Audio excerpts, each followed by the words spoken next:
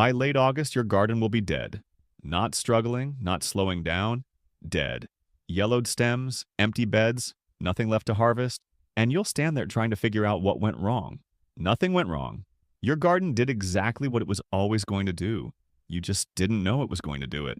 Every plant you put in the ground this spring has an expiration date.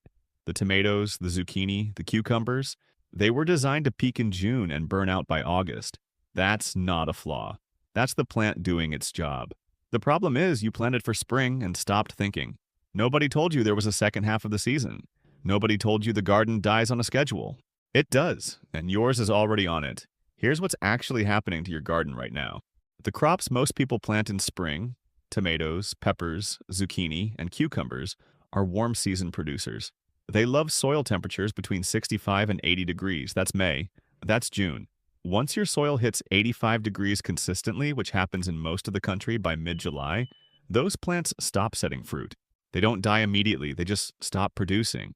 The flowers drop, the new growth stalls. You're standing there watering a plant that is never going to give you anything else this season. You just don't know it yet. Here's the part nobody talks about. The plant looks fine. It's still green. It's still standing. So you keep watering it, keep checking it, keep waiting for it to turn around. It won't. A tomato plant that stops setting fruit in July heat is not coming back. The window closed. You're maintaining a corpse. And it gets worse from there. Heavy producers strip nitrogen from your soil fast. Tomatoes are the worst offender. By the time July rolls around, a productive tomato plant has pulled most of the available nitrogen out of the bed it's sitting in. The plant looks okay from a distance. Walk up close and you'll see the lower leaves yellowing. The new growth is smaller than it should be, and the fruit is getting smaller too. The soil is exhausted. Nobody fed it. Nobody planned for this. Most gardeners see the yellowing leaves and assume disease. They spray something. Nothing changes. The problem was never a disease. The problem is an empty tank.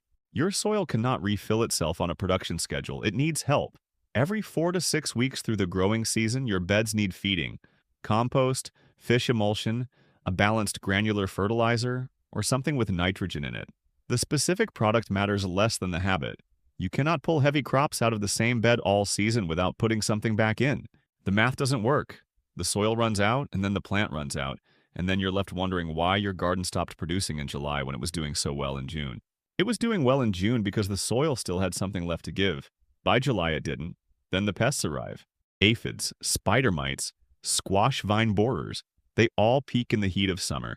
A healthy, well-fed plant in good soil can fight off a light infestation. The plant produces compounds that repel insects. It heals fast from damage, and it has enough energy and reserve to survive. A stressed, heat-baked, nitrogen-depleted plant cannot do any of that. Its defenses are down. The pests hit a weakened target and the garden collapses fast. You blame the bugs. The bugs were just finishing what the heat already started. This is the cycle most gardeners repeat every single year.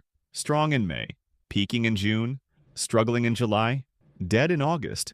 They write it off as a bad season. They blame the weather. They do the exact same thing the following spring and get the exact same result.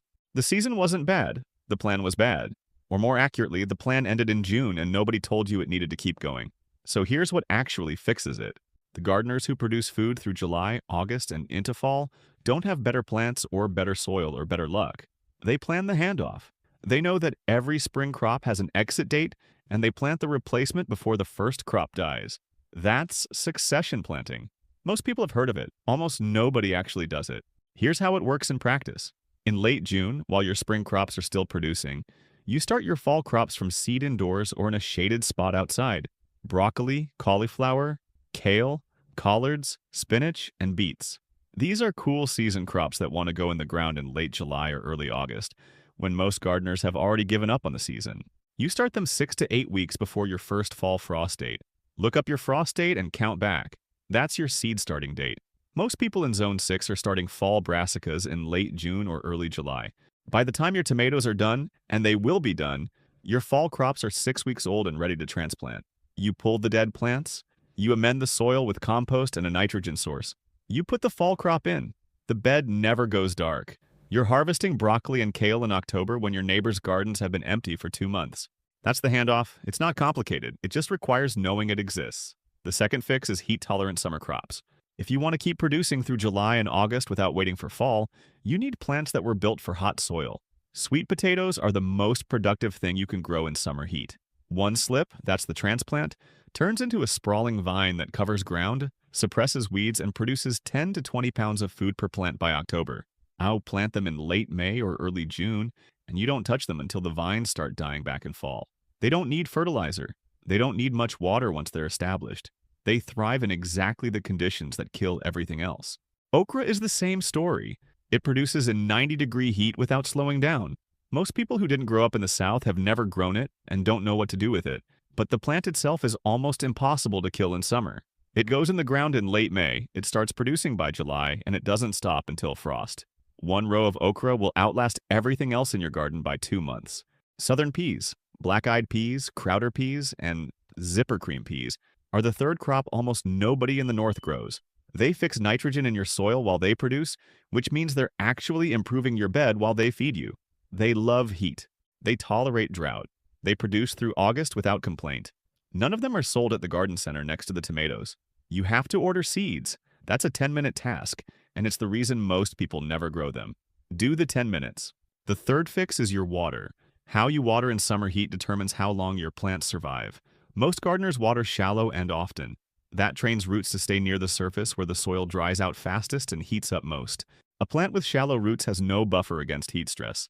The moment you miss a day or two of watering in August, it wilts hard and recovers slowly. Deep, infrequent watering forces roots down into cooler, more stable soil. Water once or twice a week instead of every day. Water slowly and long enough that moisture penetrates 6 to 8 inches down. The plant chases the water downward.